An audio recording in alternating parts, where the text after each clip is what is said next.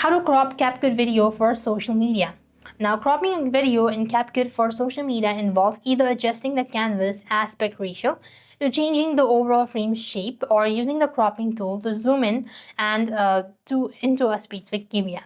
What you could do is open a CapCut app and import the video. Now, this is gonna be the video, okay? What you need is just simply go ahead and home page, go to the home page, and at the bottom you could find these aspect ratio. This is where you will be able to find the size according to the social media. As per TikTok, you have 9:16, and as per YouTube, you have 16:9, and as per Instagram, you have 1:1.